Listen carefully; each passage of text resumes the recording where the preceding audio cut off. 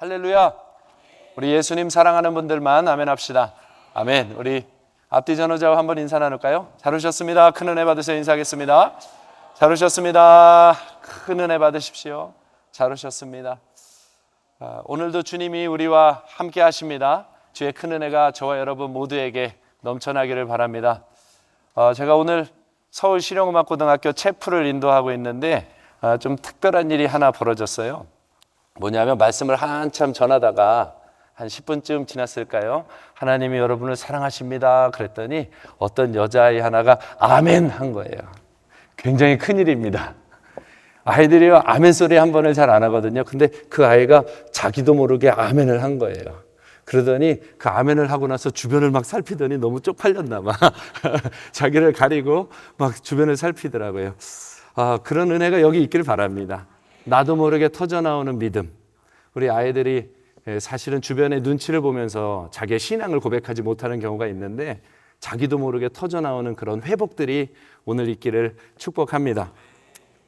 얼마 전에 성도 가정에 신방을 갔는데 남편에 대한 소개를 참 멋지게 해주더라고요. 우리 남편은요 정말 오뚜기 같습니다. 우리 가정에 수없이 많은 어려움을 겪었는데 그때마다 탁탁 일어났다는 거예요. 그래서 너무 귀하다고, 우리 남편은 너무 대단한 것 같다고 그러면서 오뚜기라고 소개를 하더라고요. 그래서 오뚜기가 어떻게 일어나나 한번 좀 살펴봤어요. 그랬더니 오뚜기는 두 가지 원리로 일어나더라고요. 하나는 절대 변하지 않는 힘 하나가 있어요. 지구가 당기는 중력이라고 하는 힘이 있습니다. 이거대 이 오뚜기가 가지고 있는 무게 중심이 한쪽으로 쏠려 있기 때문에 그것이 맞아지면 계속해서 일어나게 된다는 것이에요. 그런데 꼭 우리 인생이 이 오뚜기와 같아서 성도가 다시 일어서는 힘이 바로 이와 같다는 것을 알게 되는 겁니다. 우리 성도들에게는요 지구의 중력처럼 영원히 변하지 않고 우리를 끊임없이 당기는 힘이 하나 있는데 그게 바로 우리 주 예수 그리스도의 사랑이라는 거예요. 하나님 아버지가 우리를 사랑하시고 그 사랑이 한 번도 쉬지 아니하고 우리를 끌어당기고 있다는 것입니다.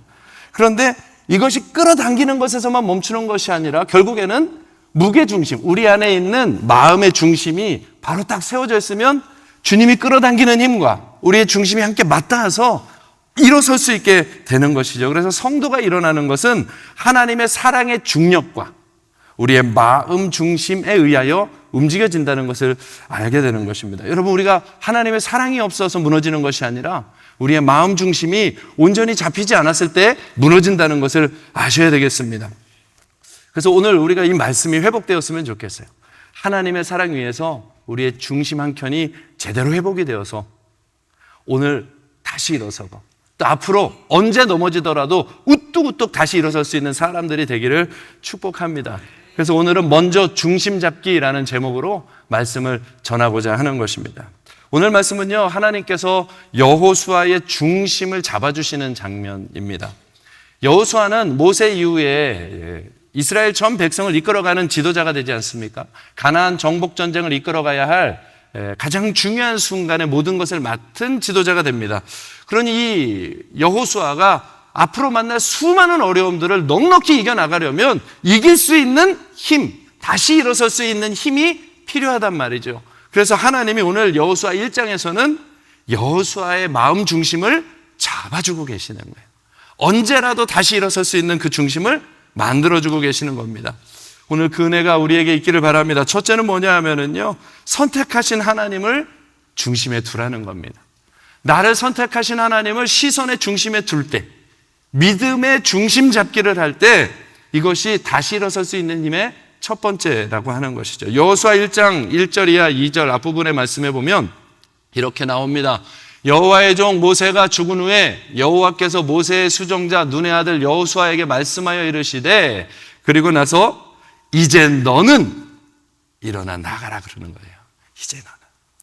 여호와께서 모세의 수종자 눈의 아들 여호수아에게 말씀하십니다. 여호수아를 선택하여 부르신 분이 하나님이라는 거죠. 이제 너는 하고 명하시는 겁니다. 다른 사람이 아니라 여호수아야, 바로 너야. 성도는요, 하나님이 선택하여 부름받은 사람들입니다. 창세전부터 우리를 계획하셨다고 말씀하시고 저와 여러분이 여기 서 있기까지 모태로부터 우리를 불렀다고 말씀하십니다. 그래서 제 이름이 박태모입니다. 모태. 예. 하나님이 모태로부터 우리를 불러 세우셨다고 이야기하고 계시는 거예요. 성도는 하나님께 선택받은 사람들입니다. 근데 하나님께 부름받아서 갈지라도 하나님 나라를 향한 걸음이 익숙하지 않은 것은 사실이라는 거죠. 누가 그러더라고요. 자녀를 키우면서 나도 엄마가 처음이라 할 줄 아는 게 없어. 어색해. 우리가 하나님 나라로 걸어가는 그 길이 한 번도 가보지 않은 길을 초청받아 선택받아 걸어가야 하기 때문에 누구나 다 어색함이 있다는 것이죠. 그 익숙하지 않은 걸음을 걸어갈 때 수시로 넘어질 텐데 어떻게 다시 일어날 것이냐는 거예요. 그래서 이 시선, 부르신 분을 향한 시선을 집중하는 것이 너무 중요하다는 겁니다. 얼마 전에 우리 꿈을 먹고 살지요를 했잖아요. 그 전날 안혜건 목사님과 우리 이상규 전도사님이 화단에서 카메라를 가지고 막 만지고 있는 겁니다. 그러면서 뭘 하나 이렇게 제가 지켜봤더니 카메라에 무슨 표시들이 이렇게 있어요. 그러면서 안 목사님이 얘기해 주시는 거예요. 요 칸에 들어와야 여기에 집중이 되고 주변이 흐릿해지면서 여기가 포커스가 맞춰져서 가장 아름다운 사진이 찍혀지는 거예요 하고 사진 찍는 법을 가르쳐 주고 계시더라고요. 주변 배경이 사라지는 것이 아니라 어디에 포커스를 맞추느냐에 따라서 보여지고 집중되는 게 달라진다는 것이죠. 우리가 인생을 살아갈 때 어디에 집중하느냐가 참 중요하다는 겁니다. 그래서 그 시선을 어디에다 중심을 두느냐에 따라 일어서느냐 못 일어서느냐가 달리는 거예요. 우리에게 두려움을 일으키는 일들은 참 많습니다. 대체로 어떠한 변화가 일어날 때 두려움이 일어납니다. 왜냐하면 미래가 장담이 안 되니까. 낯선 곳에서 직장 생활을 시작하게 되면 그건 참 큰 변화죠. 거기서 새롭게 만나는 일들, 또 새로 잡은 직장이 성공할 것인가에 대한 두려움, 만남들, 맡아야 하는 일들, 이것들을 생각해 보면 끊임없이 두려움이 올라온단 말이죠. 그리고 뜻하지 않은 상황을 만날 때 그냥 꼬꾸라질 것 같이 무서울 때가 있다 이 말입니다. 두려움을 일으키는 일들은 참 많습니다. 그런데 이것을 조금만 더 안으로 들어가 보면 두려움을 일으키는 것의 대부분은 우리의 익숙함이 깨지는 순간에 두려움이 온다는 거예요. 익숙함이 깨지는 것. 늘 익숙해서 이제는 적응이 되어 평안하다 할 그때에 이 상황이 바뀌려고 하니까 두려워진다는 것이죠. 오늘 여호수아가 딱 그 문제에 걸려 있는 거예요. 전에는 영적 지도자 모세가 앞서서 걸어가면 그 뒤를 따라가기만 하면 되는 거예요. 잘할 것도 못할 것도 없이 모세가 이끌어가는 대로 함께 따라만 가면 평안한 것입니다. 그런데 이제는 모세가 사라지고 여호수아가 직접 이끌어가야 하는 상황이죠. 그러니 익숙하던 패턴이 바뀌어버린 거예요.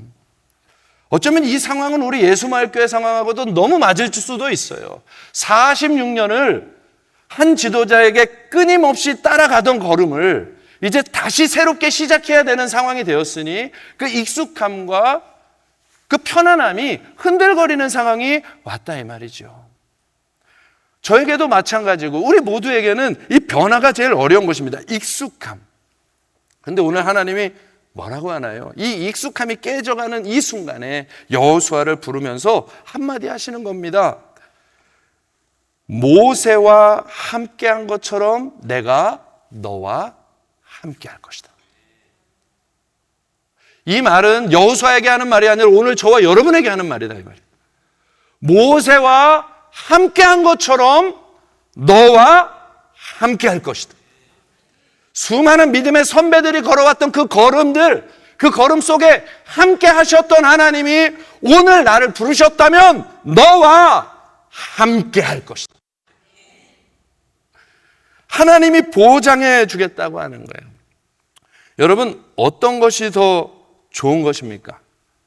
모세의 뒤를 따라가는 것이 더 좋은 것입니까? 아니면 하나님이 직접 함께 이끌어 주시는 게 좋은 것입니까? 너무 어려워서 대답하기가 곤란한가요? 다시 한번 말씀드릴게요. 모세의 뒤를 따라가는 것이 내 인생에 가장 좋은 것입니까? 아니면 모세와 함께 하셨던 하나님이 나와 함께하여 이끌어 가시는 인생이 더 좋은 것입니까? 주님이 그 자리로 우리를 초청해 놓으셨다 이 말이에요. 이것이 진리인 거예요. 과거에 익숙함이 더 좋은 것 같아 보이지만, 그게 흔들거리면 우리가 막 모든 걸 다 잊어버릴 것 같지만, 사실은 지금이 바로 우리에게 변화가 오는 지금 이 시점이, 저와 여러분의 삶에 변화가 오는 어떠한 시점이 하나님이 함께하여 주시는 것을 경험하고 체득하고 이제 영원히 그 길을 계속하여 걸어갈 수 있는 특별한 기회를 얻는 시간이라는 것을 믿음으로 취하시길 바랍니다. 지금 기회를 열어주고 계시는 거예요. 과거를 그리워하다가는 우리는 앞으로 나아갈 수가 없는 거예요. 새로운 익숙함을 찾아야 되는 것이죠. 새로운 상황과 환경 속에서도 안정을 찾는 것, 그 익숙함, 하나님과 함께 걸어가는 것이 익숙해지는 새 삶을 준비해야 되는 것입니다. 오늘 그 시선을 하나님 앞에 두어야 하는 거예요. 오늘 여호수아에게 그 얘기하는 거예요. 여호수아가 얼마나 걱정이 많으면 여호수아서 1장 전체를 끊임없이 계속해서 하는 말이 두려워 마라, 걱정하지 마라, 염려하라, 염려하지 마라, 놀라지 마라, 너와 함께한다. 이걸 끊임없이 계속해서 반복하여 하는 이야기가 여호수아 1장이다 이 말이에요. 왜요? 우리 인생 시작할 때 그것 말고는 길이 없다 이 말이에요. 사랑하는 성도 여러분들, 오늘 우리를 부르신 주님에게로 시선을 집중하는 것부터, 중심을, 우리의 시선의 중심을 나를 부르신 하나님께로 고정하시기를 바랍니다. 이것이 흔들리면 주변만 커 보이고 주님이 안 보이면, 주님이 계셔도 우리를 끌어당기는 강력한 하나님의 사랑의 중력이 있어도 이것의 마음 중심이, 시선 중심이 되지 않으면 계속 흔들거리게 되는 거예요. 오늘 믿음으로 다시 서게 되기를 바랍니다. 한 집사님을 만났어요. 이 집사님이 자기 과거 이야기를 하는 겁니다. 젊은 시절에 이 생활의, 삶의 중대한 어려움들을 겪으면서 나는 실패자구나, 낙오자구나 그러면서 모든 것을 다 뒤로하고 고향 마을에 가서 어머니 품에서 지내던 때가 있었답니다. 근데 그때 이 우울증이 와서 너무나 큰 고통을 당하고 있는 것이죠. 정말 살고 싶지 않고 세상으로부터 나는 패배자가 된 것 같은 그 마음이 너무 드니까, 자녀도 있고 하지만 내가 정말 생명을 끊어야 되겠구나 하는 마음을 갖던 차에 마음 한 자락에서 그 생각이 하나 들어오는 거예요. 그래도 내가 과거에 교회를 다녔었으니까, 어린 시절에 교회 다녔었으니까 하나님한테 한 번만 기도한다. 그리고 동네 어딘지도 모르는 그 교회를 가서 기도를 한 겁니다. 하나님 저 이제 마지막입니다. 하나님이 나를 안 살려주시면 저는 이제 생명을 끝낼 것 같습니다. 하나님 나를 살려주실 거라면 꼭 만나주세요. 나는 이제 다시 교회를 가볼까 하는데 어떻게 일을 가야 될지도 모르겠고 뭘 해야 될지도 모르니 하나님 계시다면 한 번만 살려줘 보십시오 하고 그냥 넋두리처럼 기도하고 온 것입니다. 그런데 며칠 있다가 자기가 잘 아는 언니가 자기를 만나러 온 것이죠. 그리고는 이렇게 얘기합니다. 누구야, 우리 교회에서 너의 이름을 중보기도 제목으로 올렸어. 너가 우리 교회에 나올 수 있게 해달라고 초청잔치 같은 걸 했는가 봐요. 너의 이름을 중보기도에 올렸어. 그래서 널 위해서 기도하고 있어. 우리 교회로 와봐. 그러는데 기분이 확 나빠지더래요. 자기들이 뭔데 내 이름을 갖다 올려? 누구 허락을 받고 올리고 마음대로 기도를 해? 그리고 마음의 기분이 확 나빠져가지고 짜증이 나는데 그분이 그러더래요. 우리 그 기도해주는 분 중에 한 권사님이 이렇게 돈가스 사준다는데 한번 만나보자. 그래가지고 나가기 싫은데 그래 한번 만나나 보자. 그리고 가서 만났다가 그 교회로 가게 된 겁니다. 그렇게 발걸음이 인도가 되어지는 거예요. 누가 하신 걸까요? 하나님이 하신 거죠. 근데 그 교회를 갔는데 문제는 교회에서 또 교회 가는 게 너무 싫다는 거예요. 예배를 가는 것도 싫고 너무 짜증이 나고 이 교회를 계속 다녀야 되나? 막 그러고 있을 때 마음에서 기도를 한 번 더 해보게 되는 겁니다. 하나님, 정말 내가 교회를 다녀야 되면 이런 마음으로 교회 다녀서 되겠습니까? 차라리 그러면 정말 내가 교회를 가고 싶어지게 해주세요. 하나님, 내가 교회를 가고 싶어지게 해주세요. 그러면 내가 교회를 갈게요. 나 이런 마음으로는 교회 다니면 안 되는 거 아닙니까? 하고 기도를 했는데 다음 주부터 교회 문 앞에 딱 가는데 성가대 연습 소리가 천사의 소리처럼 아름답게 들리더래요. 사람들의 얼굴이 그렇게 밝아 보이고 예배가 드려지고 싶고 교회 문 앞에만 가도 사람들에서 그 흘러나오는 웃음소리라든지 교회에서 행하는 찬양소리라든지 이런 것들이 갑자기 마음에서 너무 아름다운 천상의 소리로 들려지는 것처럼 마음이 흡족해지더라는 거예요. 그래서 교회를 다니기로 했다는 거예요. 누가 하신 걸까요? 하나님이. 부르신 하나님이 하시는 거예요. 그렇게 교회를 다니는데 이제 또 마음에 한켠에 또 뭐가 있냐면 여전히 우울한 마음도, 우울증 걸린 분들은 나는 어떤 심정인지 모르지만 그분이 그러더라고요. 마음에 우울증 걸린 사람은요, 마음 한켠에 항상 어두움이 이렇게 깊게 누르고 있는 것 같은 감정이 있대요. 이게 뭘로 설명하기는 어렵지만 마음 한켠을 이렇게 쿡 누르고 있는 어두운 그림자 같은 것이 이렇게 있어서 감정이 좀 이상하다는 거예요. 그런데 교회를 다니면서 하나님께 그렇게 얘기를 하는 것이죠. 하나님, 그러면요, 이제 제가 교회를 다니겠는데 이렇게 우울증으로 교회를 다닐 수는 없지 않습니까? 하나님, 그렇다면 저 이 우울증을 고쳐주세요. 그러면 제가 열심히 교회를 다니겠습니다. 그리고 그 기도를 하나님 앞에 자기가 드린 것이죠. 그런데 어느 날 밤 금요일 기도회 때에 오늘은 중보기도가 있습니다 라고 하면서 가지 말고 기다리라고 했다는 거예요. 그분을 붙잡고.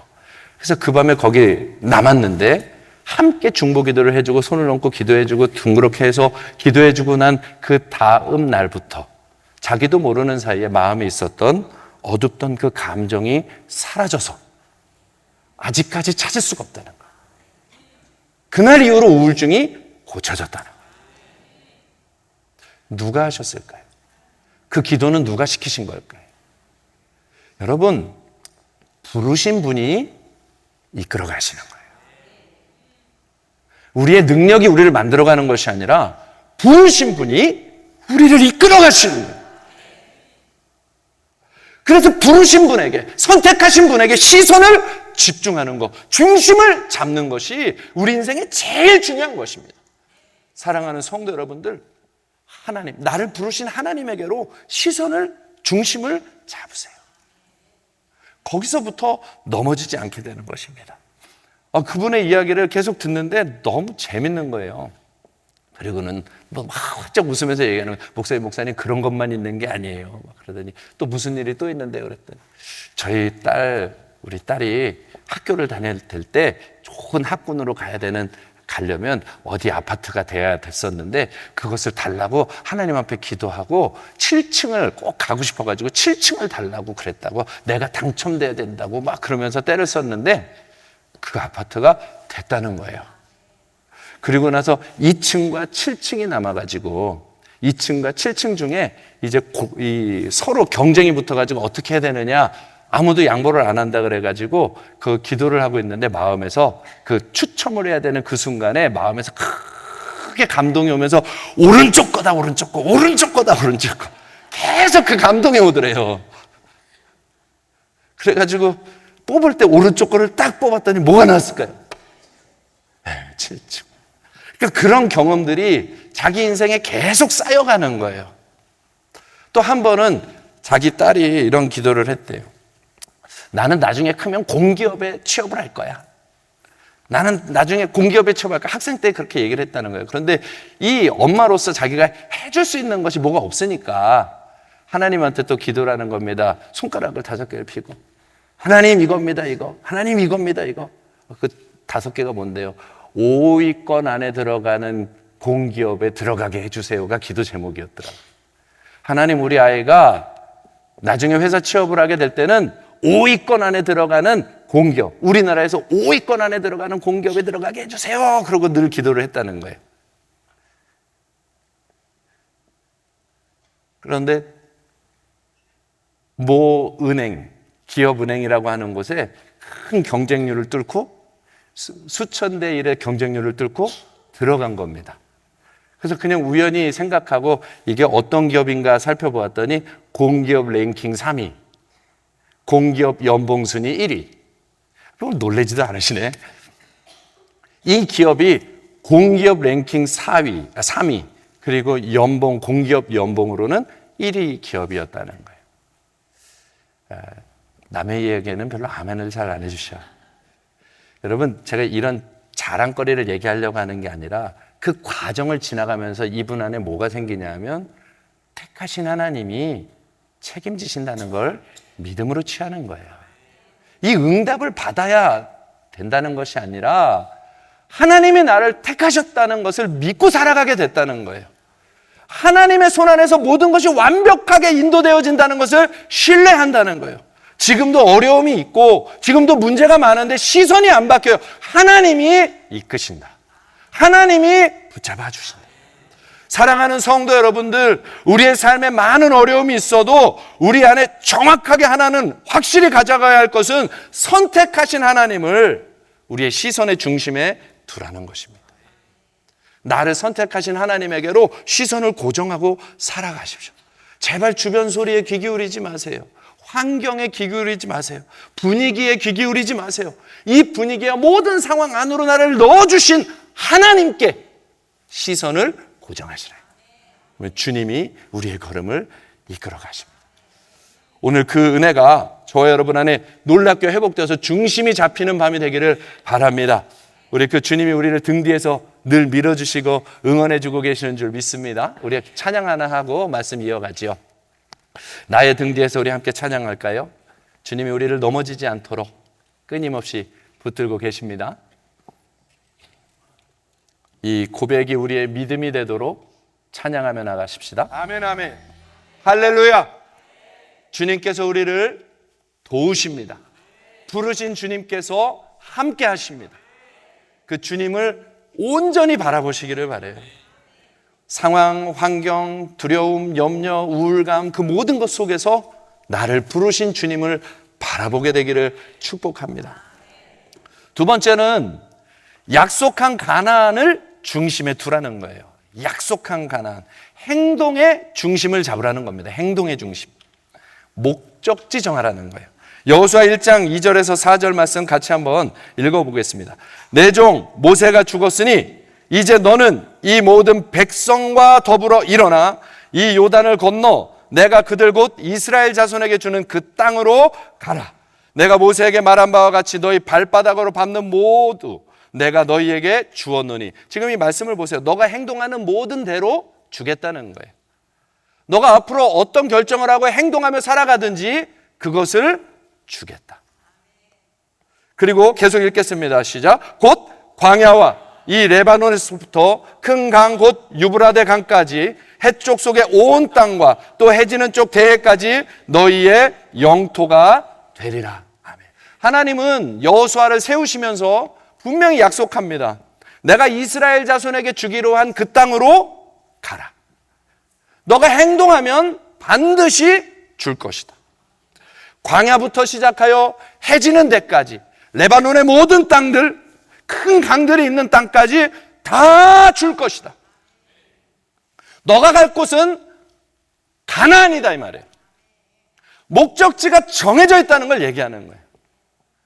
저와 여러분에게는 어디가 목적지입니까? 여러분 사실 사람 사는 건 다 똑같아요. 새끼 밥 먹고 열심히 일하고 돈 벌고 먹고 자고 다 똑같아요. 그러나 하나가 다른 거예요. 어디를 목적지로 삼고 가느냐. 어디를 목적지 삼느냐에 따라서 미래가 그냥 바뀌어지는 것입니다. 여러분 요새 욜로족이라고 하잖아요. 현재의 행복을 가장 중요하게 여기며 생활하는 사람들. 인생 한 번뿐인데 뭐 이거 약죠. 이 약어로 만들어가지고 욜로족이라고 하는 거잖아요. 불확실한 미래 걱정하면서 대비하면서 사는 것보다 현재의 행복, 오늘의 즐거움, 오늘 나의 만족을 찾아가다 보면 뭔가 나오지 않겠어? 그리고 그 안에서 행복을 찾는 거지요. 그걸 욜로족이라고 합니다. 당장의 삶의 질을 높이는 것. 참 우리의 마음을 금방이라도 빼앗아갈 것 같은 마음입니다. 그런데 또 한 부류의 이야기들을 자주 하죠. 폴 브루제라고 하는 프랑스 작가가 했던 말, 우리가 한 번쯤은 다 들어봤는데, 생각하는 대로 살지 않으면 사는 대로 생각하게 된다. 1914년 정오의 악마라고 하는 자기 작품에서 썼던 문구인데 우리가 많이 쓰고 있죠. 생각하는 대로 살지 않으면 사는 대로 생각하게 된다. 정말 극과 극을 얘기하는 것이죠. 욜로족과 전혀 다른 정반대. 어떤 것이 더 성경적인 겁니까? 오늘을 그냥 살아가다 보면 미래가 오는 것입니까? 여러분, 오늘 좋은 거 생각하고 살아가는 것이 결국에 어쩌면 오늘 느껴지는 감정, 오늘 보여지는 어떤 환경들, 그 안에서만 생각하고 사는 것이면 내가 생각대로 사는 것이 아니잖아요. 생각하게 넣어준 거대로 사는 거잖아요. 세상이 만들어준 대로. 캠핑이 좋다고 하니까 다 캠핑 가고, 여행이 좋다고 하니까 다 여행 가고.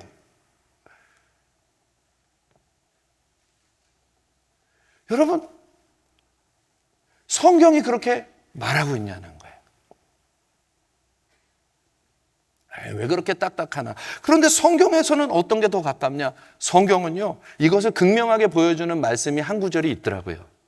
그게 출애굽기 15장 27절, 또 출애굽기 16장 1절에 나오더라고요. 이스라엘 백성이 출애굽하고 난 후에 홍해를 지나서 광야길 사흘 동안 물 못 먹다가 너무 고통스러워하다가 드디어 쉴 만한 곳을 만났는데, 이곳이 얼마나 아름다운지 출애굽기 15장 27절에 보면, 엘림에 이르니 거기는 물샘 열둘과 종려나무 이른 그루가 있는지라 거기서 그들이 그 물 곁에 장막을 치니라. 이스라엘 큰 민족이 그 넉넉한 물과 그 안정적인 그 현장에서 쉼을 누리는 겁니다. 정말로 쉼을 얻는 거예요. 와, 여기 참 좋다. 너무 좋다. 거기서 일정 시간을 보내죠. 그런데 출애굽기 16장 1절에는 이렇게 나옵니다. 이스라엘 자손의 온 회중이 엘림에서 떠나 엘림과 신의 산 사이에 있는 신 광야에 이르렀다. 그 편안하고 좋은 자리를 떠나서 광야로 결국엔 또 들어가는 것입니다. 왜요? 목적지가 가나안이기 때문에 그래요.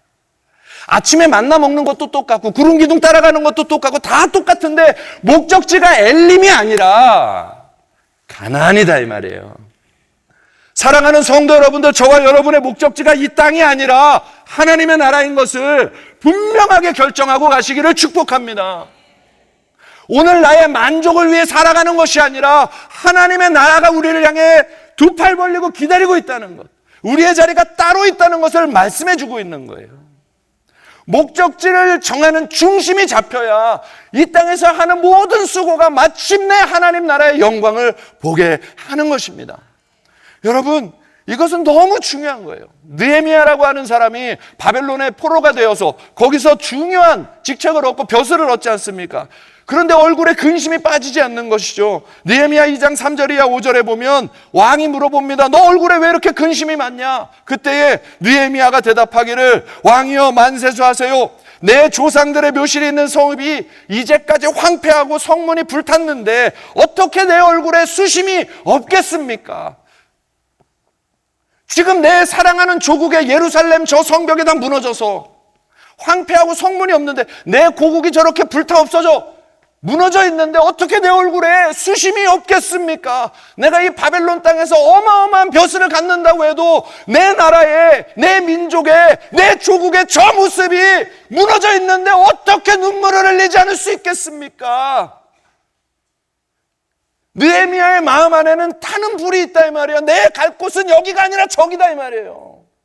목적지가 저기라고, 하나님의 나라라고. 오늘 하루 어떻게 먹을까 말까 그 고민이 아니라 나의 마음은 항상 예루살렘으로 가 있다 이 말이에요. 요거 조금 하면 내 마음에 쏙 들 텐데 요것만 좀 바꿔주지, 그런 게 아니다 이 말이에요. 하나님의 나라로 방향이 정해져 있다 이 말이에요. 네가 너에게 뭐 해주기 원하냐? 그랬더니 그 즉시 그 자리에서 하늘의 하나님께 묵도하고, 그리고 말하죠. 왕이시여, 내가 은혜를 얻었다면 유다 땅 나의 조상들의 묘실이 있는 성읍에 나를 보내주세요. 그 성을 건축하게 하옵소서. 얼마나 간절하고 절절한 고백입니까? 내가 은혜를 입었다면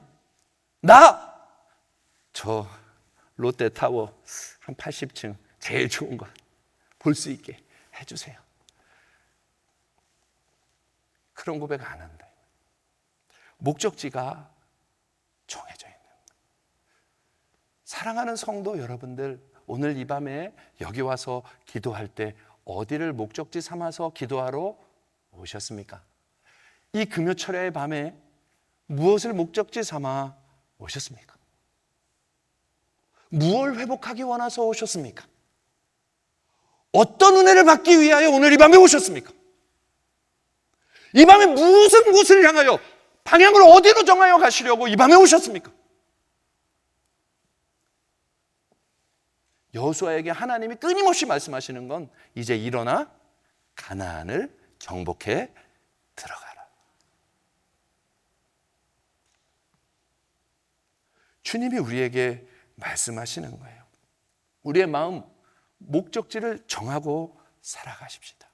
오늘날은 목적지를 이미 정해서 얻었다고 생각하고 가는 사람들이 너무 많은 것 같아요. 이미 우리는 천국은 따놓았어 라고 따놓은 당상처럼 해놓고 어차피 이건 얻었으니까 이제 이 땅에서 조금 더 즐겨보자. 그런 마음이 이 시대를 덮고 있는 정서 같아요. 근데 하나님은 그렇게 말씀하신 적이 없어요. 계속하여 가나안을 향해, 하나님의 나라를 향해, 하나님이 주신 꿈을 향해 계속해서 그곳을 목적지 삼아 계속 표대를 향하여 가라고 우리에게 말씀하고 계십니다. 오늘 중심 잡으십시오. 행동의 중심을 잡으십시다. 똑같은 일을 하더라도 그 자리에서 어디에다가 방향을 두느냐, 그러면 결정이 달라질 것입니다. 정말 내가 일하는 그곳에서 하나님 나라를 이루기 위해 이 영혼이 예수를 만나는 게 이 직장에 나를 보낸 이유구나, 정말 그것으로 목적지를 삼는다면 말, 행동, 생각 다 달라질 것입니다. 이 교회에 나를 보낸 것이 하나님의 나라로 영혼을 끌고 가야 하는 것이구나, 내 영혼을 하나님께로 가게 만들어야 하는 것이구나, 정말 목적지가 그것인 사람은 말, 행동, 생각이 달라지는 것입니다. 더 복잡한 설명이 필요가 없어요. 많은 성경의 설명이 필요가 없습니다. 그냥 정직해지시면 되는 거예요. 나의 목적지는 정말 영혼을 구원하는 것인가? 나의 영혼은 정말 하나님의 나라를 사모하고 있는가? 나는 정말 하나님 알기를 갈망하고 있는가? 나의 목적지가 주님으로 정해져 있다면 말, 행동, 생각은 그냥 달라지는 것입니다. 변명할 것이 없는 것이죠. 그리고 그 앞에서 내가 하나님 앞에 늘 정직하게 설 수 있게 되는 것입니다. 오늘도 내가 주님 앞에 서지 못했다면 서지 못했다고, 섰다면 감사하다고, 하나님 앞에 늘 서서 겸손하게 살아갈 수 있는 힘, 넘어지지 않을 수 있는 힘, 다시 일어설 수 있는 힘, 인생을 바로 볼 수 있는 기준, 그 모든 것들이 방향이 정해지면, 이걸 설득으로 하는 것이 아니고 정말 내 안에서 정말 원하시냐는 거예요. 오늘 이 밤에 주님 앞에 이 방향 정하고 갑시다. 지난주에 새 부대를 준비하자고 했습니다. 예수 그리스도로 옷 입고, 이미 새 것이 된 사람들은 진리의 생배 조각을 붙일 때마다 자기 능력이 된다고 말씀드렸습니다. 이미 예수로 옷 입었기 때문에 우리의 옛사람의 정서는 부족할지라도, 이제까지 한 번도 누려보지 못했던 옛사람의 모습이지만 새 옷을 입었기 때문에 진리를 깨달을 때마다, 말씀을 깨달을 때마다, 그것을 새 옷 입은 그 자리에 붙일 때마다 하나씩 하나씩 누려지는 것이 많아지고 풍성해져서 하나님의 능력의 사람으로 살아가게 되는 거예요. 어떤 특별한 사람만 은사가 있는 것이 아니라 주님이 진리를 가르쳐 주시면 새 옷을 입은 사람은 붙여서 쓰기 시작하면 되는 거예요. 새 생배 조각을 계속해서 붙이면서 풍요로운 사람이 되어야 하는데, 목적지가 예수가 아니고 목적지가 하나님의 나라가 아니니까 이것 말고 다른 것을 갖다 붙이려 하니 예수의 새 옷에 얼룩이 묻어서 은혜를 누리지 못하게 되고 하나님에 대한 기대감이 자꾸만 식어지게 되는 우리의 모습이 된다, 이 말입니다. 우리 예수마을교회는 하나님을 사모하는 교회인 줄 믿습니다. 하나님을 알고자 하는 것에 갈망하는 교회인 줄 믿습니다. 하나님 닮기를 가장 사랑하는 교회인 줄 믿습니다. 주님 보기를 가장 갈망하는 교회인 줄 믿습니다. 여러분, 이것은 주변하고 비교할 것도 아니에요.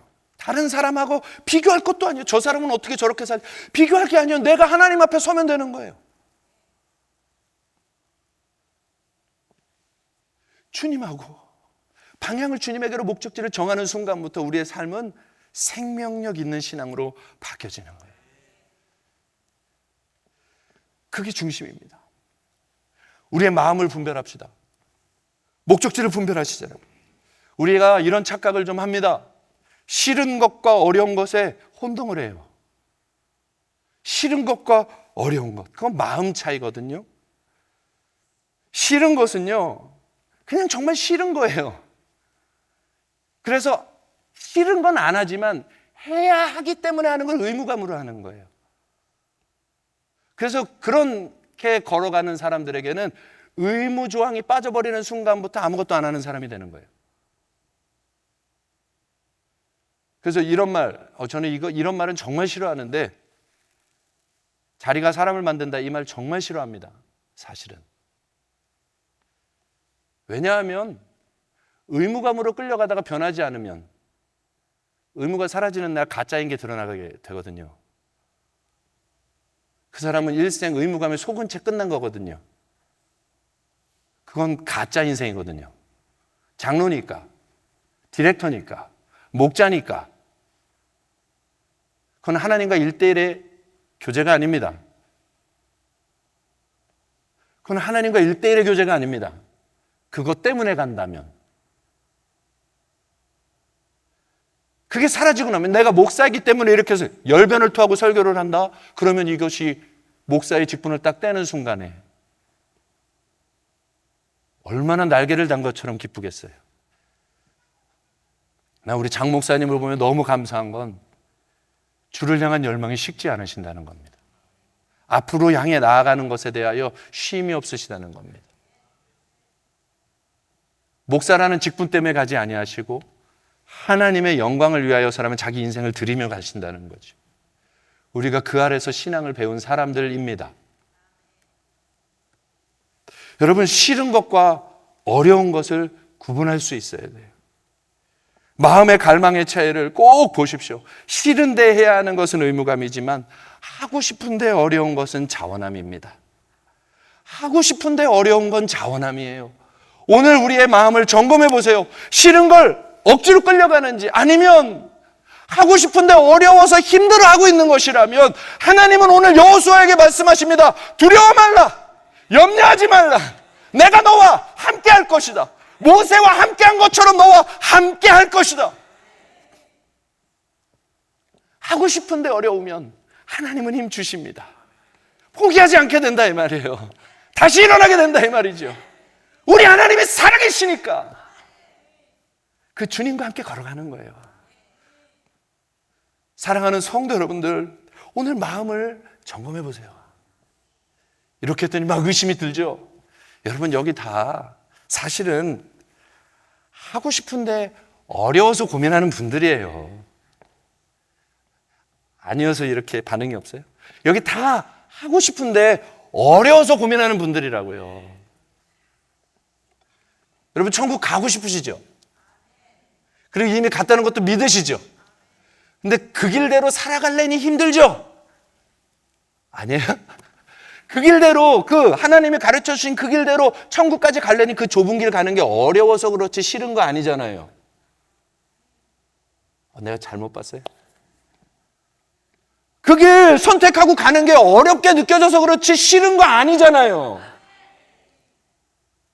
그러면은 힘을 달라고 기도하자는 거예요. 주여 내게 능력을 주옵소서. 성령의 충만함을 주옵소서. 이 길을 갈 수 있게 도와주세요.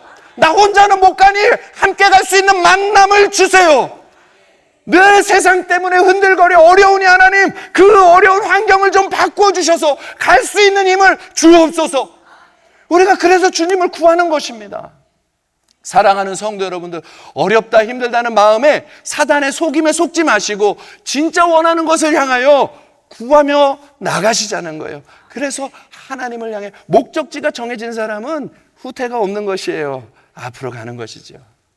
오늘 그 믿음이 이미 회복된 줄 믿습니다.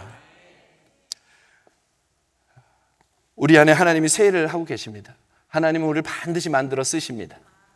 제 가장 간절한 소원입니다. 하나님, 빨리 좀 만들어 주옵소서. 더 빨리 만들어 주옵소서. 내 자신을 향하여 주님 앞에 구하는 간절한 기도 만들어 주옵소서. 마지막 세 번째입니다. 사실 오늘은 이 말씀 때문에 여기까지 온 거예요. 명령한 율법책에 중심을 두라는 것입니다. 명령한 율법책에 중심을 두라. 말씀대로 행하라. 그 얘기보다 조금 더 큰 얘기. 뭐냐 하면 큰 것부터 하기로 작정하라는 겁니다. 큰 것부터. 자, 여호수아 1장 7절 8절입니다. 오직 강하고 극히 담대하여 나의 종 모세가 내게 명령한 그 율법을 다 지켜 행하고 우로나 좌로나 치우치지 말라 그랬습니다. 자, 그러면 이제 여쭤보겠습니다. 모세가 내게 명령한 그 율법을 지켜서 좌로나 우로나 치우치지 말라고 했습니다. 그러면 모세가 큽니까? 율법이 큽니까? 오늘 이거 우리가 인정해 놓고 가야 돼요. 모세가 큽니까? 율법이 큽니까? 율법이 큰 것입니다. 큰 걸 하라는 것입니다. 모세에 의하여 흔들거리는 삶 되지 말고 율법에서 좌로나 우로나 치우치지 말라. 하나님에게서 치우치지 말라. 주변의 어떤 것에 영향받지 아니하고 하나님을 향하여 나아가기로 하라. 그러면 형통하리라.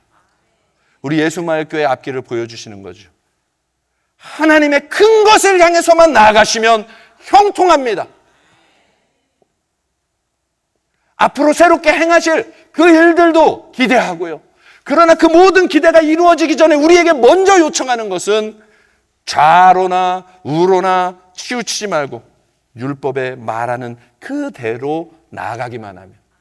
한번 여쭤보겠습니다. 여러분이 하시는 그 평가가 말씀에서 틀린 적이 없습니까? 저 사람은 저래요 라고 말했던 것들이 율법하고 딱 맞으셨죠? 우리 교회는 이래요 라고 평가했던 게 율법하고 딱 맞으셨죠?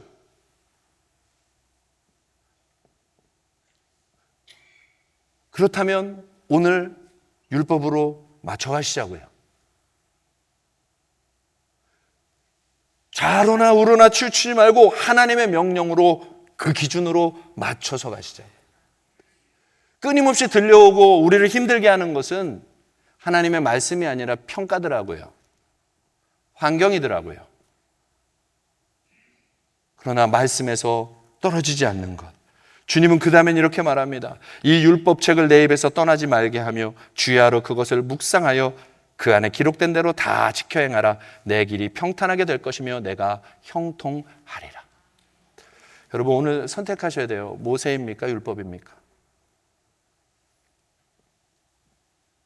우리의 꿈입니까? 아니면 우리의 지난날의 과거입니까? 아니면 율법입니까? 꿈도 맞고요. 과거의 경험도 맞는데 율법입니까? 말씀입니까? 진리입니까? 지난날의 경험입니까? 미래에 대한 기대입니까? 아니면 말씀입니까? 큰 걸 정하라는 겁니다. 성경에는 큰 것을 이야기할 때 이렇게 이야기하더라고요. 마태복음 23장 16절에는 이렇게 나오더라고요. 화 있을진저 눈먼 인도자여 너희가 말하되 성전으로 맹세하면 아무 일 없거니와 성전의 금으로 맹세하면 지킬지라 하는도다. 여러분 성전이 큽니까? 금이 큽니까? 그럼 우리는 어디에 끌려가고 있습니까? 금에 끌려가고 있습니까? 성전에 끌려가고 있습니까? 예배에 끌려가고 있습니까? 물질에 끌려가고 있습니까? 큰 것부터 행하라는 것입니다. 출애굽기 40장 33절에서 35절에 보면 이렇게 나옵니다. 그는 또 성막과 제단 주위뜰에 포장을 치고 뜰문에 휘장을 다니라. 모세가 이같이 역사를 마치니 성전이 아름답게 지어졌습니다. 성막이 아름답게 지어졌어요. 모든 수고와 헌신과 모든 걸 다 동원해서 회막이 지어졌어요. 그리고 나서 이렇게 나오네요. 구름이 회막에 덮이고 여호와의 영광이 성막에 충만함에 모세가 회막에 들어갈 수 없었다. 이렇게 나옵니다. 자, 그러면 이제 다시 묻습니다. 성전입니까? 여호와의 영광의 임재입니까? 성전입니까? 여호와의 영광의 임재입니까? 그러면 우리가 무엇을 기도해야 되겠습니까? 영광의 임재를 기도해야 되는 것입니다. 하나님, 우리 예수말교회에 영광의 임재가 넘쳐나는 교회가 되게 하여 주옵소서. 많은 일을 할 수 있지만 하나님의 영광의 임재가 떠나지 않는 교회가 되게 하여 주옵소서. 이것에 우리 모든 성도가 한마음이 되어 간구할 때, 마가의 다락방에서 성령을 주옵소서 간구할 때 부어주셨던 것처럼 지금 우리의 마음은 갈라질 때가 아니라 하나의 꿈을 향하여 영광의 임재로 임하여 달라고 기도해야 될 때다, 이 말이에요. 교역자들도 함께 기도하고 자유를 줄 때 하나님을 향하여 마음을 다해 함께 기도하며 나아가야 되는 것입니다. 영광의 임재를 간구할 때 하나님이 그곳에 성령을 부어주셨던 거예요. 우리 예수마을교회가 성전, 이제까지 해왔던 모든 것이 중요합니까? 아니면 그 위에 영광의 임재가 거치지 않는 것이 중요합니까? 여러분, 이걸 구하자는 거예요. 지금 먼저 그 나라와 그 의를 구하라. 그리하면 이 모든 것을 너희에게 더하여 주시리라. 여러분, 우리 삶이 치열한 거 알아요. 힘든 싸움을 하고 있는 거 알아요. 여러분들의 삶의 자리가 얼마나 치열한지 알아요. 뜬구름 잡는 거 아니에요. 여호와의 영광의 임재가 그래서 필요한 것입니다. 하나님이 도우셔야 되는 거예요. 지난주에 어느 집에 신방을 갔습니다. 이분이 울어요, 울어. 제가 지금 나이가 이렇게 많은데 몸이 너무 아픈데 자녀들에게는 걱정할까 봐 말도 못하겠고, 그런데 몸이 아파서 가까운 교회를 가자니 그 교회는 마음에 안 들고 꼭 예수마을교회, 내가 사랑하는 그 교회를 가야 될 것 같은데 몸이 아파서 너무 아파서 도저히 갈 수가 없고, 그래서 눈물을 흘리는 거예요. 그래서 디렉터님이 그러면 이제 내가 내일부터 데리러 오겠습니다. 그 얘기를 하니까 계속 강권하니까 이미 마음에는 섰거든요. 내일 못 간다. 너무 아프니까. 근데 간다고 하니까 대답을 해놓은 거예요. 그리고 신방이 다 끝나고 기도를 하고 이제 우린 간 겁니다. 근데 그분이 그랬다는 거예요. 혼자서 생각하기를, 아유, 내일은 못 간다, 안 간다. 이렇게 아픈데 어디를 가냐. 날은 더 흐려지고, 여러분, 흐릴 때는 무릎이 더 아프죠. 그러니 당연히 못 간다고 생각을 하고 그날 신방 마치고 간 겁니다.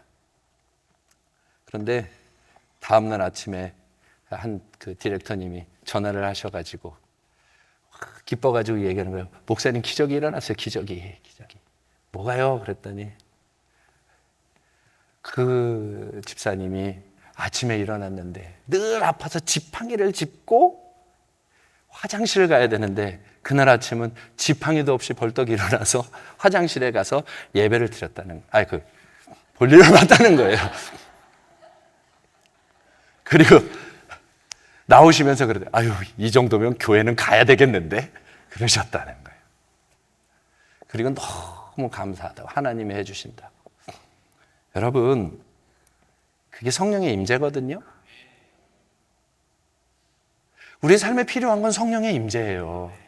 살아계신 하나님이 우리의 마음을 터치하시든 육체를 터치하시든 삶을 터치하시든 우리 교회 안에 지금 필요한 것은 성령의 터치하심이다, 이 말이에요. 강력한 성령의 임재가 계속해서 넘쳐나는 교회가 되기를 우리가 같이 기도할 때 하나님은 간절히 구하는 자들의 기도를 들어주신다고 하셨고, 먼저 그 나라를 구하면 응답하신다고 하셨기 때문에 이것은 반드시 이루어지는 약속이라 우리 교회가 이것을 꿈꾸면서 가야 된다, 이 말이에요. 성전이 큽니까? 영광의 임재가 큽니까? 영광의 임재가 큰 것이에요. 큰 것을 갈망하시자는 거예요. 우리 가정에 가장 필요한 것이 뭡니까? 영광의 임재입니다. 자, 그러면 하나 더 갑니다. 그러면 우리 가정이든 세상이든 거대한 조직이 큽니까? 거룩한 한 사람이 큽니까? 창세기 6장 2절 이하 4절에 보면 이렇게 나오죠. 하나님의 아들들이 사람의 딸들의 아름다움을 보고 자기들이 좋아하는 모든 여자를 아내로 삼는지라. 그들 가운데 고대에 명성이 있는 사람들이 나오고 용사들이 나오고 나라를 쥐락펴락하는 어마어마한 인물들이 그곳에 다 나왔다. 고대의 영웅들이 거기 다 들어있다. 사람의 딸들이 하나님의 아들들과 연합되어 나온 생명들 가운데, 꼭 이 시대를 말하는 것 같죠? 그런데 창세기 6장 8절에서 9절에 그러나 노아는 여호와께 은혜를 입었더라. 한 사람입니다. 노아는 의인이요 당대의 완전한 자라. 한 사람입니다. 자, 다시 물을게요. 거대한 조직입니까? 거룩한 한 사람입니까? 거룩이 큽니까? 크고 대단한 프로그램이 큽니까?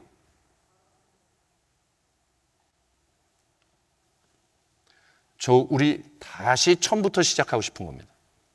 처음이라는 표현을 써서 죄송한데 우리 교회는 밴드 목회하는 교회입니다. 평신도 사역하는 교회라고 했습니다. 밴드 목회가 큽니까? 거룩이 큽니까?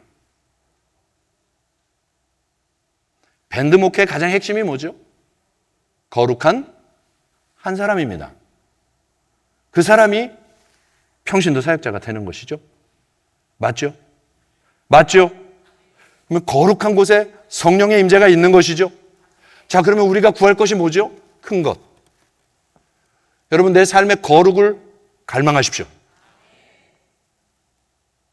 내 인생의 거룩을 갈망하십시오. 하나님, 나를 거룩하게 만들어 주옵소서. 오늘부터 우신다면 거룩하지 못한 것 때문에 우십시오. 오늘부터 갈망할 거라면 하나님, 나를 거룩하게 만들어 주옵소서. 다른 사람을 위하여 울 거라면 하나님, 우리 교회 모든 사람이 거룩해지도록 도와주십시오.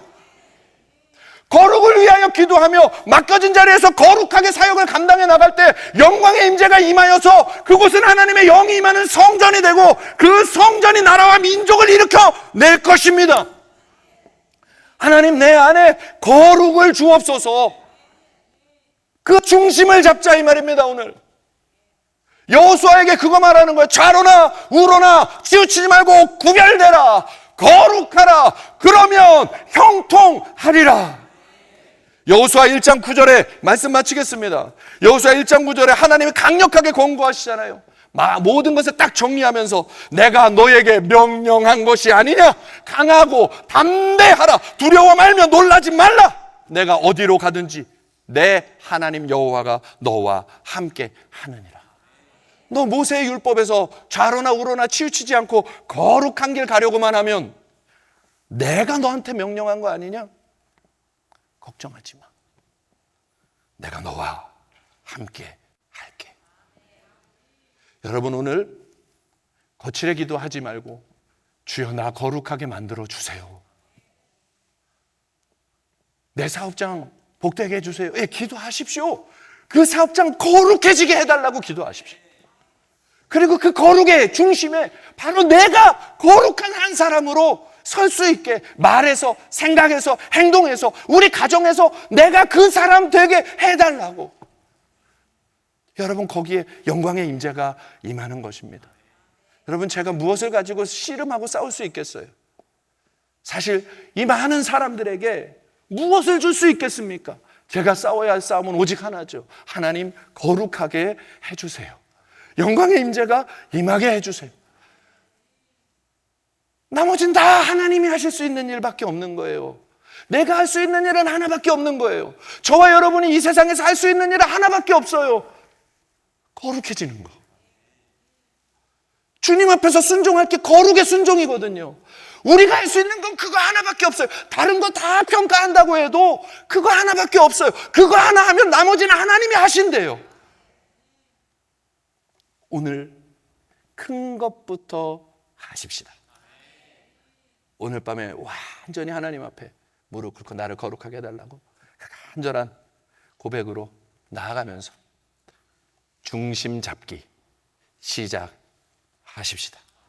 끊임없이 일어나는 힘을 하나님이 주십니다.